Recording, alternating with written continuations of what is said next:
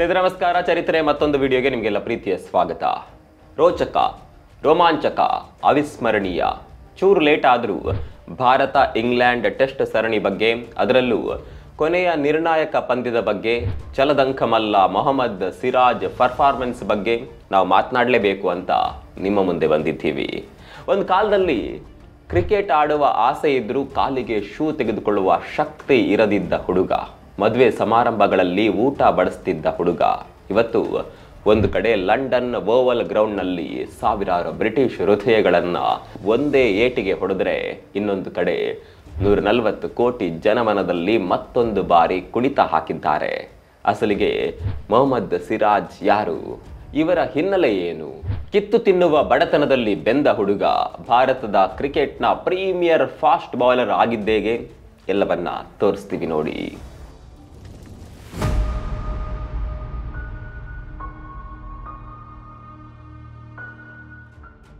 185.5 ಓವರ್ಗಳು ಅಂದರೆ ಬರ್ತಿ 1115 ಎಸೆತ, 23 ವಿಕೆಟ್. ಇಡೀ ತೆಂಡೂಲ್ಕರ್ ಆಂಡರ್ಸನ್ ಟ್ರೋಫಿಯಲ್ಲಿ ಅತಿ ಹೆಚ್ಚು ಬೌಲಿಂಗ್ ಮಾಡಿರುವ ಆಟಗಾರ ಅಂದರೆ ಅದು ಮೊಹಮ್ಮದ್ ಸಿರಾಜ್. ಈ ವ್ಯಕ್ತಿ ಒಂದು ಪಂದ್ಯದಲ್ಲೂ ರೆಸ್ಟ್ ತೆಗೆದುಕೊಂಡಿದ್ದು ಕಾಣಿಸಿಲ್ಲ. ಯಾವ ಓವರ್ನಲ್ಲೂ ಎನರ್ಜಿ ಡ್ರಾಪ್ ಆಗಿದ್ದು ಕಾಣಿಸಲಿಲ್ಲ. ತಮ್ಮ ದೇಹದ ಬಗ್ಗೆ ತಲೆ ಕೆಡಿಸಿಕೊಳ್ಳಿಲ್ಲ.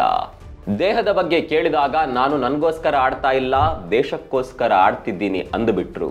ಆಂಗ್ಲ ಬ್ಯಾಟ್ಸ್ಮನ್ಗಳನ್ನ ಈ ಹೈದರಾಬಾದ್ ಎಕ್ಸ್ಪ್ರೆಸ್ ಮಕಾಡೆ ಮಲಗಿಸಿದ್ದನ್ನ ಟೆಸ್ಟ್ ಕ್ರಿಕೆಟ್ ಅಭಿಮಾನಿಗಳು ಯಾವತ್ತಿಗೂ ಕೂಡ ಮರೆಯುವ ಹಾಗಿಲ್ಲ.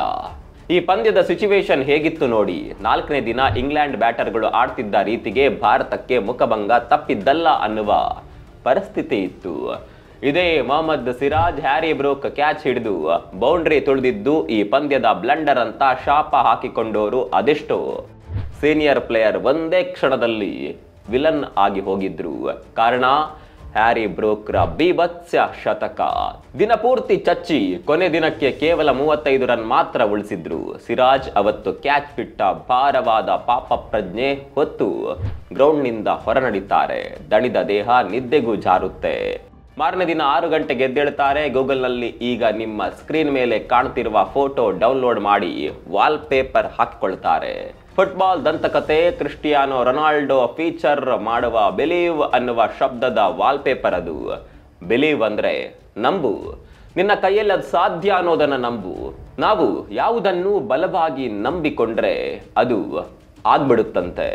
ಅದನ್ನ ಮ್ಯಾನಿಫೆಸ್ಟೇಷನ್ ಅಂತ ಕರೀತಾರೆ. ನನ್ನ ಕೈಯಲ್ಲಿ ಪಂದ್ಯ ಗೆಲ್ಸೋದಕ್ಕೆ ಸಾಧ್ಯ ಅನ್ನುವ ಮ್ಯಾನಿಫೆಸ್ಟೇಷನ್ ನಲ್ಲಿ ಸಿರಾಜ್ ಕ್ರೀಸ್ಗೆ ಬಂದ್ರು. ಮುಂದೆ ನಡೆದಿದ್ದು ನಿಮ್ಗೆ ಗೊತ್ತು. ನಿನ್ನೆ ವಿಲನ್ ಆಗಿದ್ದ ಸಿರಾಜ್ ಇವತ್ತು ಮತ್ತೊಮ್ಮೆ ಹೀರೋ, ಭಾರತದ ಕ್ರಿಕೆಟ್ ಜಗತ್ತಿನ ಹೀರೋ. ಈ ಹೀರೋನ ರೋಚಕ ಲೈಫ್ ಸ್ಟೋರಿಯನ್ನ ಇಲ್ಲಿ ಮೆಲುಕು ಹಾಕದಿದ್ರೆ ತಪ್ಪಾಗಿ ಬಿಡುತ್ತೆ. ಬನ್ನಿ ಅದನ್ನ ನೋಡ್ಕೊಂಡು ಬರೋಣ. ಸ್ನೇಹಿತರೆ, ಇವತ್ತು ಭಾರತ ಕ್ರಿಕೆಟ್ನ ವರ್ಕ್ ಹಾರ್ಸ್ ಆಗಿರುವ ಮೊಹಮ್ಮದ್ ಸಿರಾಜ್ ಜೀವನದುದ್ದಕ್ಕೂ ಮುಳ್ಳಿನ ಹಾದಿಯನ್ನೇ ಕಂಡಿರುವ ಆಟಗಾರ. 31 ವರ್ಷ ವಯಸ್ಸಿನ ಸಿರಾಜ್ ಹುಟ್ಟೂರು ನಿಮಗೆಲ್ಲ ಗೊತ್ತಿರುವ ಹಾಗೆ ಹೈದರಾಬಾದ್. ಅವ್ರ ತಂದೆ ಆಟೋ ರಿಕ್ಷಾ ಡ್ರೈವರ್ ಆಗಿದ್ರು. ಆದರೆ ಸಂಪಾದನೆ ಸಾಕಾಗ್ತಾ ಇರಲಿಲ್ಲ. ಹಾಗಾಗಿ ಸಿರಾಜ್ ತಾಯಿ ಕೂಡ ಮನೆ ಕೆಲಸದ ಅಡುಗೆ ಕೆಲಸ ಮಾಡಿ ಕುಟುಂಬಕ್ಕೆ ಆಸರೆಯಾಗಿದ್ರು. ತೀರಾ ಹಣದ ಕೊರತೆ ಉಂಟಾದಾಗ ಸಿರಾಜ್ ಕೂಡ ಆರಂಭಿಕ ದಿನಗಳಲ್ಲಿ ಕ್ಯಾಟರಿಂಗ್ ಕೆಲಸ ಮಾಡಿದ್ದಾರೆ. ಚಿಕ್ಕ ವಯಸ್ಸಿನಿಂದಲೇ ಕ್ರಿಕೆಟ್ ಮೇಲೆ ಆಸೆ, ಆದರೆ ಶೂ ತೆಗೆದುಕೊಳ್ಳೋದಕ್ಕೂ ಕೂಡ ಹಣ ಇಲ್ಲ. ಹಾಗಾಗಿ 19ನೇ ವಯಸ್ಸಿನವರೆಗೂ ಸಿರಾಜ್ ಕಾಲಿಗೆ ಚಪ್ಪಲಿ ತೊಟ್ಟು ಕ್ರಿಕೆಟ್ ಆಡಬೇಕಿತ್ತು. ನಂತರ ಹೈದರಾಬಾದ್ನ ಕ್ರಿಕೆಟ್ ಕ್ಲಬ್ ಒಂದು ಅವರ ಟ್ಯಾಲೆಂಟ್ ಅನ್ನ ಗುರುತಿಸಿ ಆಯ್ಕೆ ಮಾಡಿದಾಗಲೇ ಅವರಿಗೆ ಕ್ರಿಕೆಟ್ ಕಿಟ್ ಹಾಗೂ ಶೂಗಳು ಸಿಕ್ಕಿದ್ದು. ಆ ಕ್ಲಬ್ಗೆ ಆಡಿದ ಮೊದಲ ಪಂದ್ಯದಲ್ಲೇ ಸಿರಾಜ್ 5 ವಿಕೆಟ್ ತೆಗೆದುಕೊಂಡು ಮಿಂಚಿದ್ರು. ಕ್ಲಬ್ನಲ್ಲಿ ಅವರು ಕೊಟ್ಟ ಪರ್ಫಾರ್ಮೆನ್ಸೇ ಅವರನ್ನ IPL ಅಂಗಳಕ್ಕೆ ಕರೆದುಕೊಂಡು ಹೋಗುತ್ತೆ. ಆದರೆ ಆಟಗಾರನಾಗಿ ಅಲ್ಲ, ಬ್ಯಾಟರ್ಗಳ ಪ್ರಾಕ್ಟೀಸ್ಗೆ ನೆಟ್ ಬೌಲರ್ ಆಗಿ. ಯಾವ ಟೀಮ್ಗೆ? ಒನ್ ಆ್ಯಂಡ್ ಓನ್ಲಿ RCB ತಂಡಕ್ಕೆ. ಸಿರಾಜ್ ನೆಟ್ ಬೌಲಿಂಗ್ ಮಾಡುವಾಗ ಬೌನ್ಸರ್ಗಳನ್ನು ಹಾಕಿ ಆಗ RCBಯಲ್ಲಿದ್ದ KL ರಾಹುಲ್ಗೆ ಕಾಟ ಕೊಡ್ತಿದ್ರು. RCB ಕೋಚ್ ಭರತ್ ಅರುಣ್ ಇದನ್ನ ಗಮನಿಸಿ ಬೆಂಬಲ ಕೊಡ್ತಾರೆ. ಆದರೆ ಅದೃಷ್ಟಾನೋ ದುರಾದೃಷ್ಟಾನೋ ಗೊತ್ತಿಲ್ಲ. 2017ರಲ್ಲಿ ಸಿರಾಜ್ RCBಗಲ್ಲ, ತವರು ತಂಡ ಸನ್ ರೈಸರ್ಸ್ ಹೈದರಾಬಾದ್ಗೆ ಆಯ್ಕೆ ಆಗ್ತಾರೆ. 2.6 ಕೋಟಿ ರೂಪಾಯಿಗೆ ಹೈದರಾಬಾದ್ಗೆ ಸೇಲ್ ಆಗ್ತಾರೆ. ಅದೃಷ್ಟದ ಬಾಗಿಲು ತೆರೆದುಕೊಳ್ಳುತ್ತೆ. IPLಗೆ ಬಂದ ಮೇಲೆ ರಣಜಿಗೆ ಬರೋದಕ್ಕೆ ಹೆಚ್ಚು ಟೈಮ್ ಹಿಡಿಯಲಿಲ್ಲ. ಜೊತೆಗೆ 2017ರಲ್ಲೇ ಅಂತಾರಾಷ್ಟ್ರೀಯ ಕ್ರಿಕೆಟ್ಗೂ ಹೆಜ್ಜೆ ಇಡ್ತಾರೆ. ಮೊದಲು T20, 2 ವರ್ಷಗಳ ನಂತರ 2019ರಲ್ಲಿ ODIಗೆ ಪಾದಾರ್ಪಣೆ, ಮರು ವರ್ಷ 2020ಕ್ಕೆ ಟೆಸ್ಟ್ ಕ್ರಿಕೆಟ್ಗೆ ಎಂಟ್ರಿ. ಸಿರಾಜ್ ಟೆಸ್ಟ್ ಕ್ರಿಕೆಟ್ಗೆ ಬರ್ತಿದ್ದಂಗೆ ಅವರ ಜೀವನದಲ್ಲಿ ಘೋರ ದುರಂತ ನಡೆದು ಹೋಗುತ್ತೆ. ಕೇಳಿದ್ರೆ ಅಯ್ಯೋ, ಆ ಪರಿಸ್ಥಿತಿ ಯಾರಿಗೂ ಬೇಡ ಅನ್ಸುತ್ತೆ. ಆಸ್ಟ್ರೇಲಿಯಾದಲ್ಲಿ ಅವರ ವಿರುದ್ಧವೇ ಪಾದಾರ್ಪಣೆ. ದುರಂತ ಅಂದರೆ ಆ ಸರಣಿ ನಡೆಯುತ್ತಿರುವಾಗಲೇ ಸಿರಾಜ್ ತಂದೆ ಮೃತಪಡ್ತಾರೆ. ಅಷ್ಟೇ ಅಲ್ಲ, 2020ರಲ್ಲಿ ಜಗತ್ನಲ್ಲಿ ಏನಾಗಿತ್ತು ಅನ್ನೋದು ನಿಮಗೆಲ್ಲ ಗೊತ್ತೇ ಇದೆ. ಕೋವಿಡ್ ಮಹಾಮಾರಿಯ ರಣಾರ್ಭಟ ಜೋರಾಗಿದ್ದ ಸಮಯ ಅದು.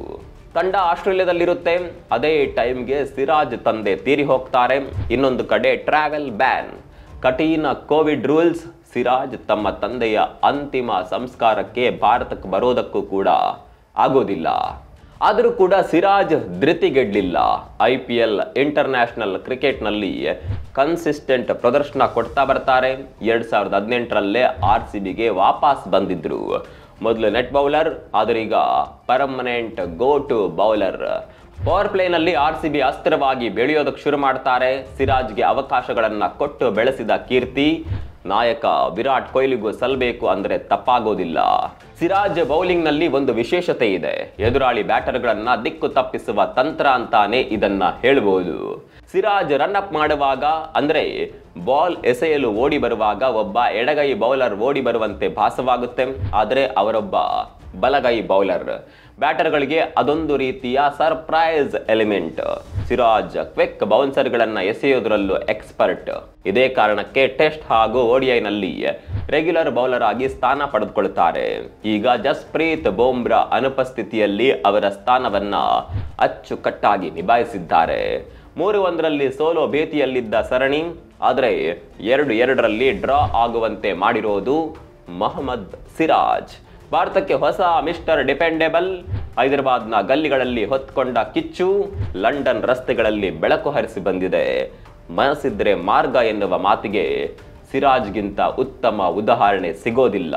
ಸಿರಾಜ್ರ ಈ ಬೆಳವಣಿಗೆ ಬಗ್ಗೆ, ಅವರ ಬಡತನದಿಂದ ಇಂದಿನ ಸ್ಟಾರ್ ವರೆಗಿನ ಜರ್ನಿ ಬಗ್ಗೆ ನಿಮ್ಗೆ ಏನನ್ಸುತ್ತೆ? ಕಾಮೆಂಟ್ ಮಾಡಿ.